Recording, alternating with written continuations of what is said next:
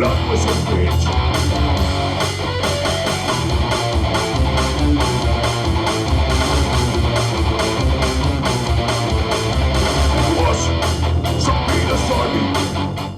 Sieht so ein Professor an der Zürcher Hochschule für Künste aus? Ja, das ist der Jörg Scheller. Er ist Kunsthistoriker. Er ist aber auch Bodybuilder und er ist Metalforscher. Er ist aufgewachsen im frommen Korntal, heute aber Agnostiker. Und wir diskutieren mit ihm über Metal und über Kirchen und Glauben. Ich freue mich auf das Gespräch mit dem Jörg, das Silas wird führen, und auf euch und eure Fragen und dabei sein im Heavy Metal.